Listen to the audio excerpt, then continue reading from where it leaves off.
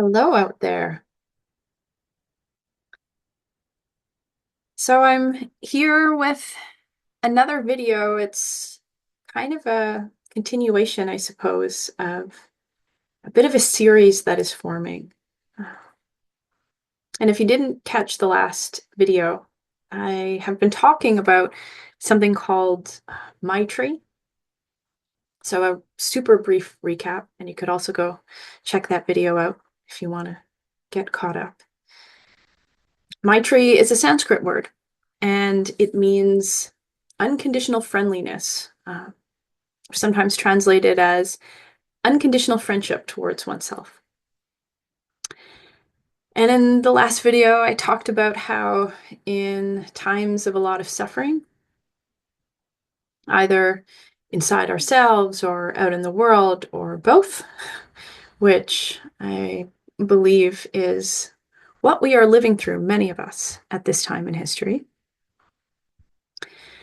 Being really intentional in tending to our own hearts and befriending ourselves is so important.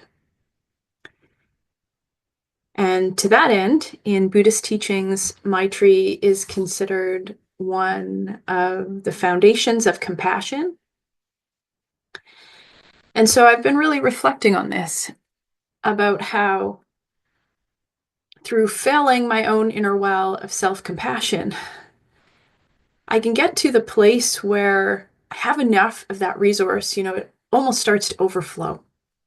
And that allows me to share compassion out into the world in a way that's sustainable and not depleting, which for me is a very different energy than when I get on my fixer hat and I decide there's a lot of people hurting and I'm going to go out there and do something. And I can get into the place pretty quickly of sort of pouring from an empty cup.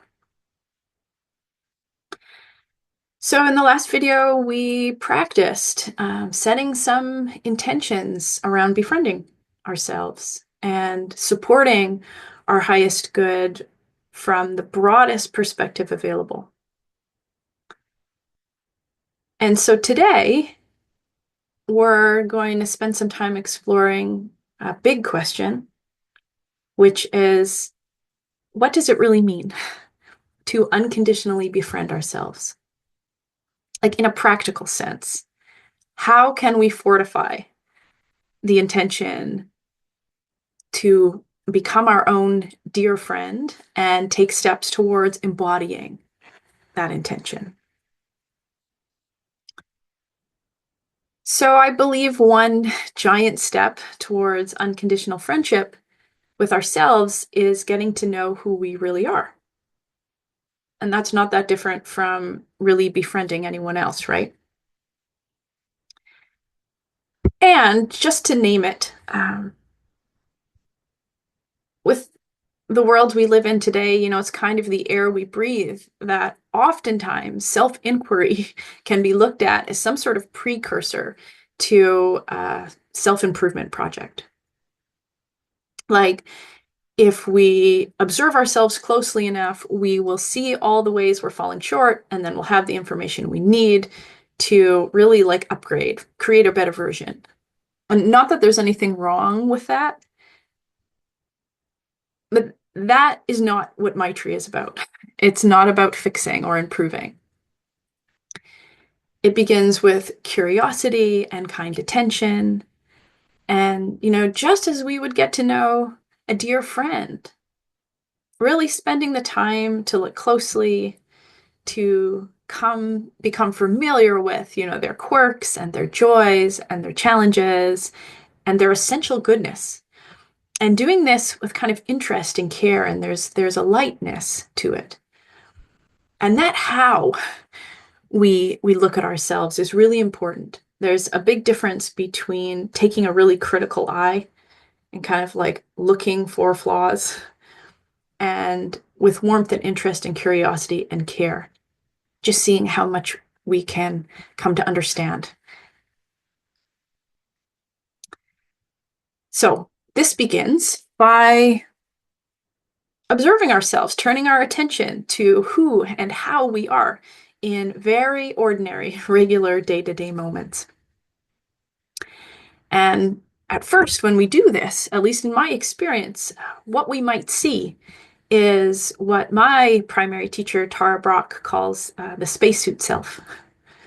So the spacesuit self is this outer dimension that we wear in the world. And she's talking about, the conditioned patterns that we develop naturally to protect ourselves, to belong, to survive. Um, Also, our personalities, our preferences, our judgments, the ways we shut down, the ways we come alive. And to be clear, there is like absolutely nothing wrong or deficient with the spacesuit. We all have one. And by necessity, we have one. And in no way is Maitri about trying to like transcend or get rid of the spacesuit. We couldn't if we tried. The problem with the spacesuit self is when we become so identified with it that we believe that that is all we are. And so as we observe this layer of ourselves, the spacesuit, with warmth, with curiosity, we get to really see and know and understand this part of ourselves. Something else is happening simultaneously as we do that. And that is that we are spending more time connected to the presence that is noticing the spacesuit. So in Buddhist teachings, they talk about this as our true nature. And really what that's referring to is just this vast awareness, this loving presence that is always there for all of us. It's like, I've heard this analogy, several teachers have used this, Pema Chodron is one of them. It's kind of the sky beneath the weather. So capable of seeing and holding all of the thoughts and emotions and habits and humanness that is absolutely just part of the deal in a human life, but not being swept away by, there is something larger. There is a larger space there beneath it all. And the more we practice noticing and coming to know ourselves in this way, again, not to fix, but to be with ourselves and see ourselves as clearly as we can, the more we relax into this deeper presence, we become intimate with and familiar with that part of ourselves too. And it's from this place that we are befriending all the layers, Friendship with ourselves naturally deepens. So, quick story, and then we'll get into a practice. Some of you, if you've heard me teach before, you may have heard me talk about this, but I was so deeply inspired by a wonderful teacher, teaching by a wonderful teacher named J.D. Doyle. They were one of the lead teachers in my first ever week-long silent meditation retreat, Vipassana retreat. And their teaching really connected me to something I know a lot about personally, which is what it's like when I observe trees in the forest and when I observe the forest, as a whole. I live on Vancouver Island, lots of forests here, and I spend as much time as I can in them. And so I have experienced many times that when I get interested in trees and I start to take the time to notice them, I might see, for example, a sapling that's really small and looks maybe a bit fragile. I might see a tree that is kind of twisted and bent and growing really differently than the other trees. I might see, and I do often see, many trees that are in some state of decay, that are rotting in some way. And as I take the time to really look at them, and I look at their surroundings, and I start to take in the forest as a whole, it's actually not that difficult to understand the causes and conditions that have shaped these trees. So the sapling is small and may be fragile, not because there's anything weak or insignificant about the sapling, but because it's growing in the shade of much larger trees and plants, and it's also very early in its growth cycle. So, I can see that when I look at the tree that is twisted and bent and maybe a bit deformed. It's actually not because there's anything wrong with it, but I can notice that, oh, there's a gap in the canopy just over there, and that tree is really reaching for the light. It's actually been pretty resourceful in figuring out a way to get the resources that it needs. And the trees that are in some state of decay, again, it's not because they don't have value or they're just way past their prime. I can see they have been nourishment for countless woodpeckers and bugs and mushrooms. And that at this stage of their life, this advanced stage, those trees are now serving as an incredible nourishment and food source for the whole ecosystem. So, not less alive, maybe more alive than they ever have been. And I can really, I've had so many experiences like this where I have taken in trees and the forest as a whole. And I gotta tell you, there hasn't ever been a single time that I looked at a tree or the forest and thought, this should really be different. Like, if only this tree was a little taller and straighter and slimmer. um, if only this tree was, some different way. I have never felt that a tree needed work, ever. And I can also see that each of these trees is part of a much larger ecosystem in the forest, and that there's this aliveness that underlies it all. And this really causes me to reflect on, what if I could come to see and know and understand myself in this way? If I never looked at what I saw as something that really needs work and could use a makeover, how might I relate differently with myself? How much truer and kinder and more supportive of a friend might I be to all of who I am?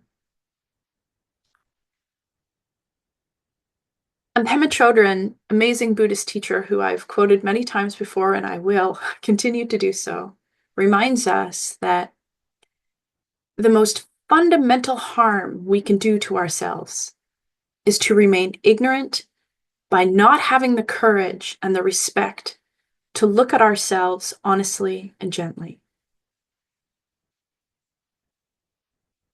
The most fundamental harm we can do to ourselves is to remain ignorant by not having the courage and the respect to look at ourselves honestly and gently. So, in this practice today, we are going to turn towards ourselves.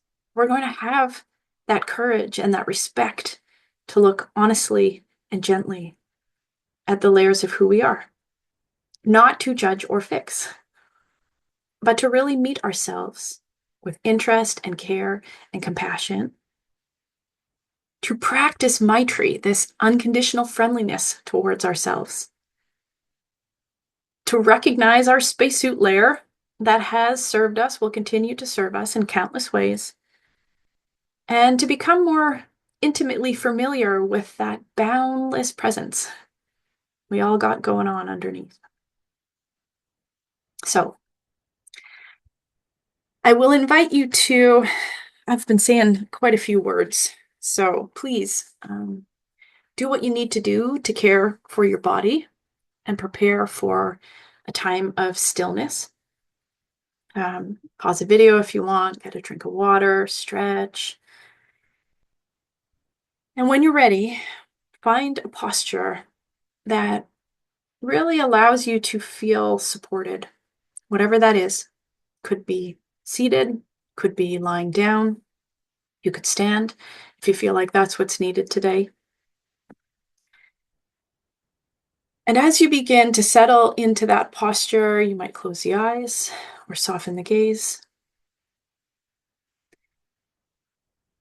We'll begin to arrive just by noticing this life-giving, reliable rhythm of the breath.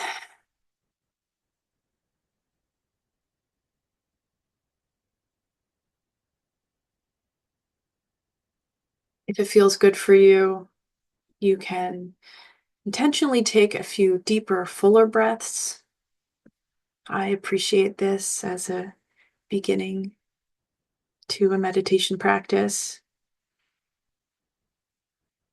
Filling the lungs and the belly with breath, and then exhaling with a bit of a sigh. Don't be afraid to make some noise with the breath, the deep, full inhale, and with the sigh, just a sense of letting go.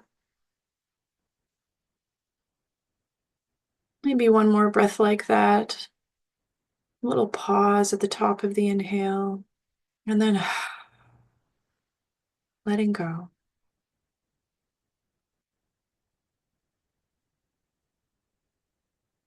Allowing the breath to return to its natural rhythm.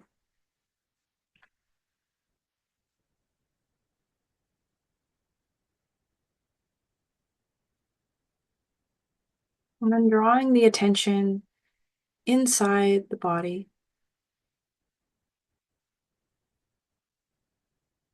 Just scanning through the body, noticing any obvious areas of tension or tightness.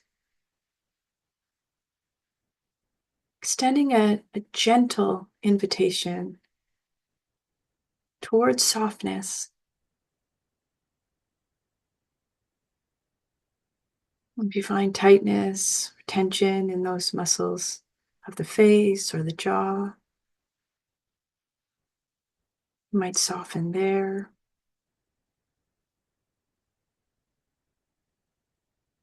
Inviting the shoulders to fall away from the ears, or the arms to hang heavy.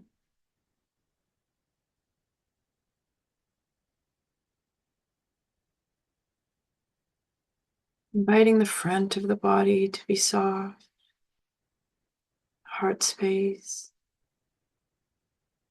belly.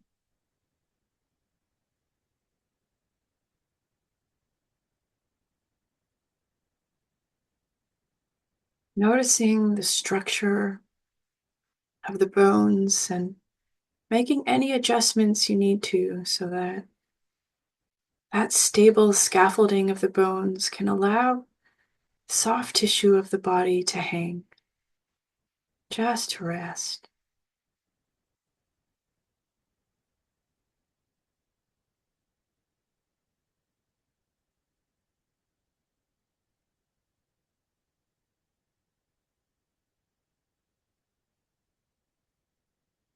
Bring the awareness into the hands.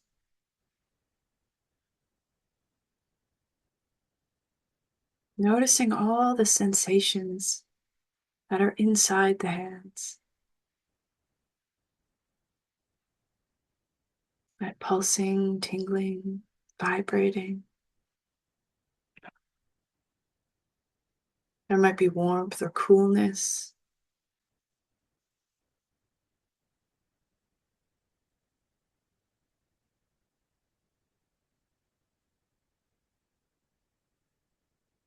Feeling the weight of the body resting on the surface beneath you.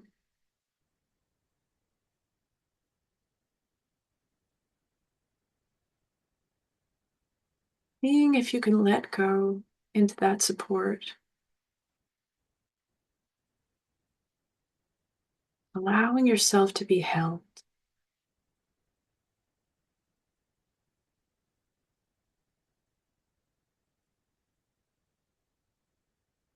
Is any tension or gripping in the muscles of the pelvis or the legs?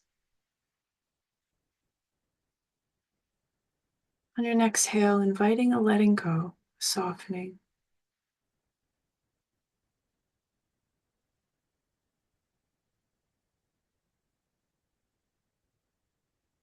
Imagining that there are roots growing from your body deep into the earth,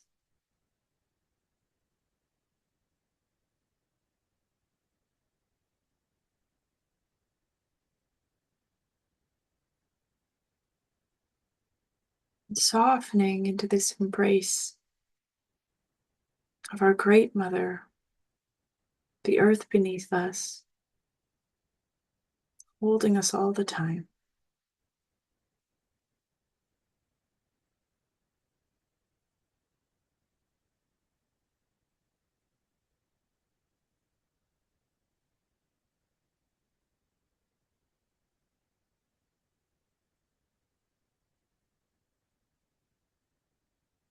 And without trying to change anything, simply noticing, how are you right now?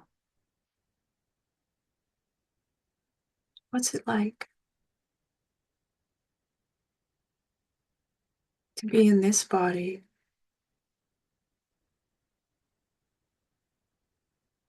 breathing this breath,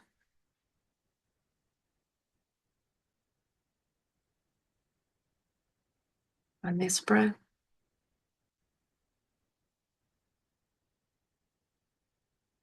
on this one too?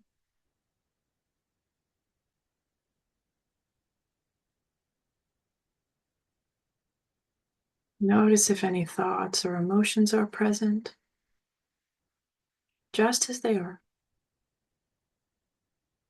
No need to change, fix anything at all.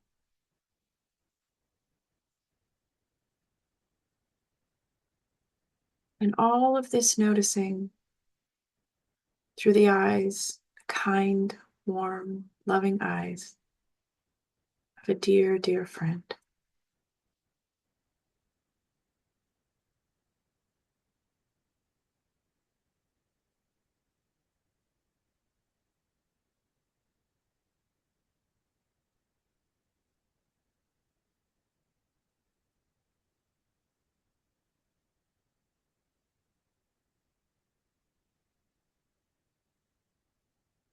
And inviting your awareness now to drift back through the past day or so to the small moments of living. Nothing special, ordinary moments.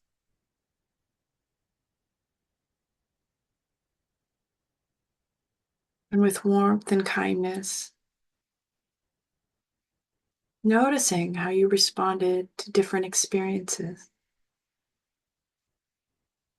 Could be joys, frustrations, neutral moments.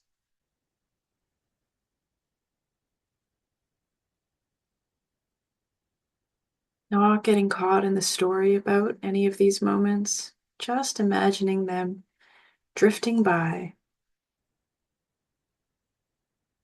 like leaves on a stream, each one appearing, being seen, acknowledged, and then floating on past.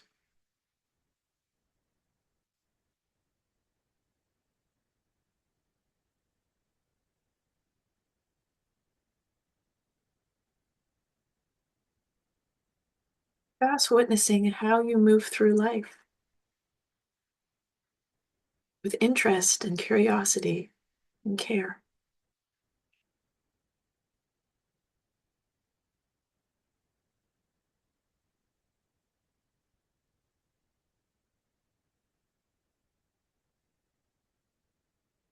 You might notice some patterns,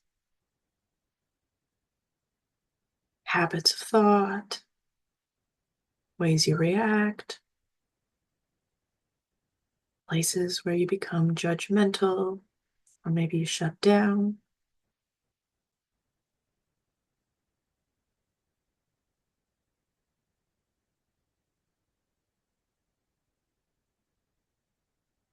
Just recognizing all of this as part of your spacesuit self.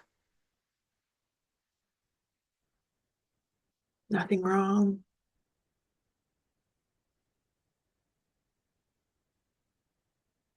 Patterns that have helped to protect you that you've inherited or learned from others over time. Just seeing them clearly.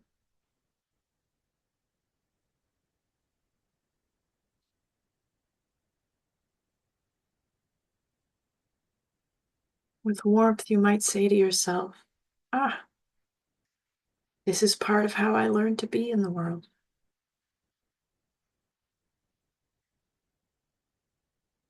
Or this is my spacesuit self, but it's not all of me.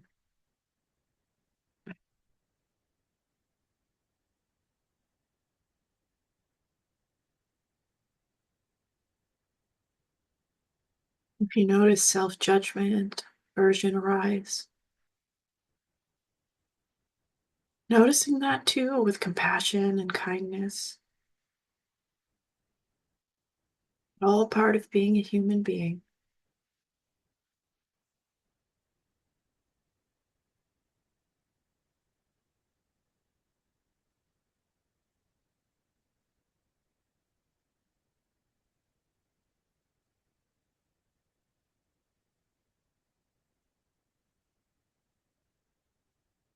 Now relaxing back and noticing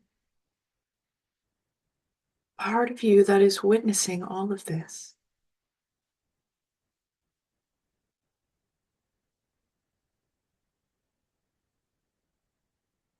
Beneath the thoughts and emotions, beneath the body sensations, patterns, there is an awareness that simply sees.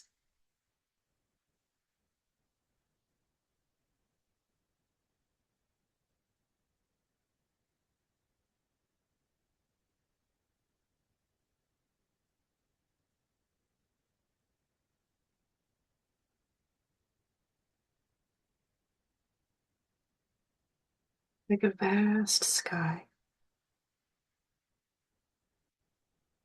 spacious, open,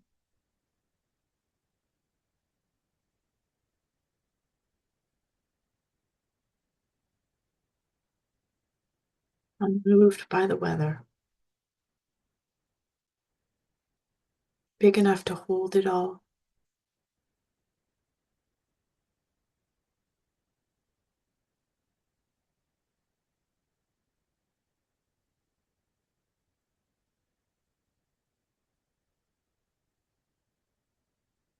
Just resting here,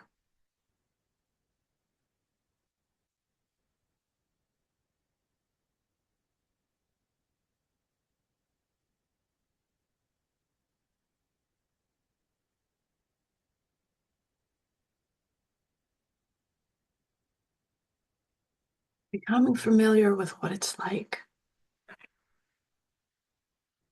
Lean back into presence itself,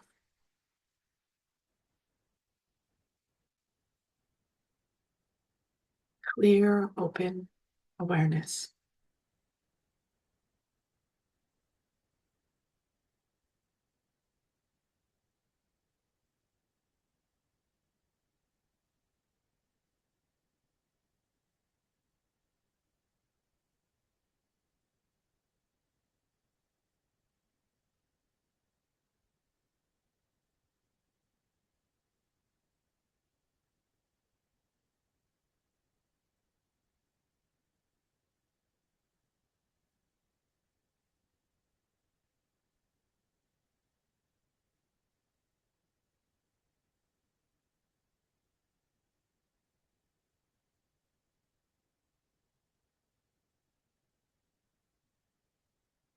You might bring a hand to your heart, to your belly.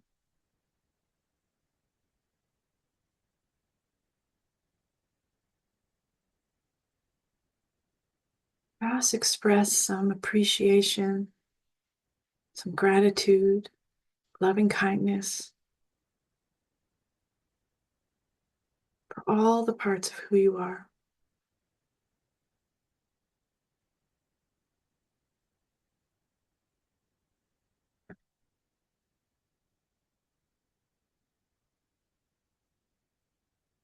And if you can, See all of you through the eyes of a beloved friend.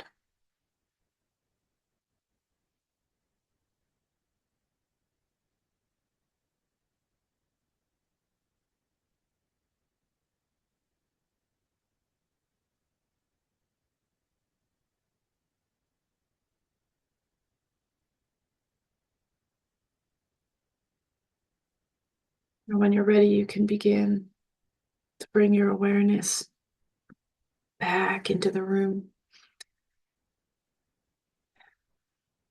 You might again take a few deeper breaths.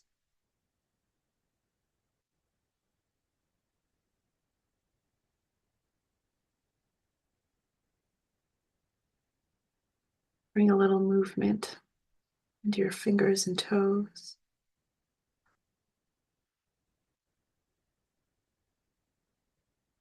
When you're ready, you could open your eyes.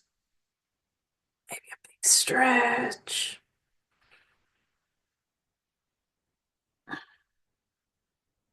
Whatever feels good in your body.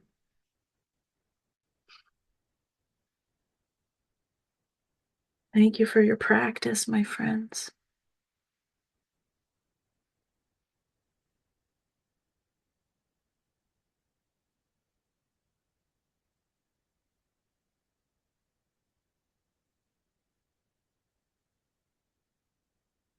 And you might take a minute to notice how you feel. What's the quality of your presence? How are you relating with yourself in this moment? How might that feel different than how you felt coming into this practice?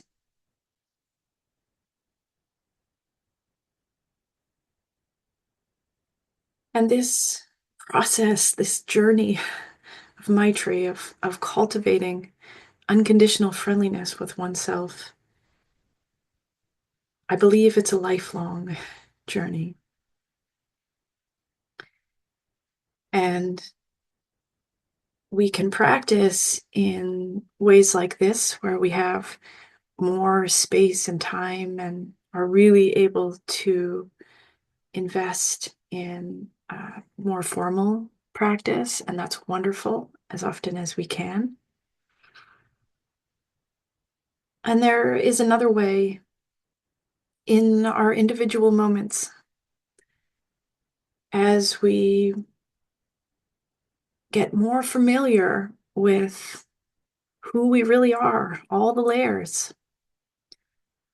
When we see a part of ourself arise, we can notice, like, here's part of me. And maybe particularly at times where there's a little self-judgment or discomfort that comes up around it, to notice and bring kindness to that too. And that act of self-compassion, of coming to see ourselves with warmth and care, noticing the places that we feel judgment arise, noticing what it's like when we're in a moment of reactivity, or when we shut down, or when we're unkind towards ourselves or another.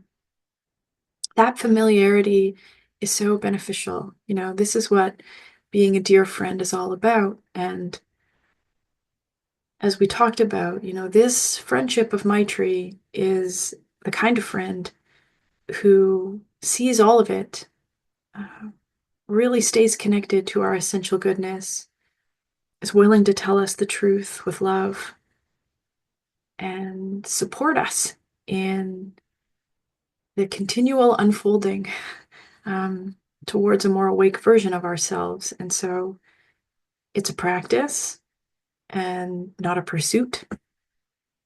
And I believe that although we talked about this as, a big step towards Maitri, and I really think it is, it's a very personal journey. It also feels to me like a big step for all of humanity, for each of us to commit to, this work. Healing and compassion which are so needed in our wider world, begin in our own hearts and minds. So thank you for beginning, or maybe you're well into continuing that work today. And I'll be continuing this exploration and making a few more videos like this, maybe many more. Like I said, it's part of my own practice, and I don't see an end date anytime soon to that. So come on back. If you're finding value, maybe share with a friend who could use some self-compassion, and be good to yourselves. And that's all for today. So sending you love, appreciation, compassion, and just really seeing you for making the choice to tend to your own heart.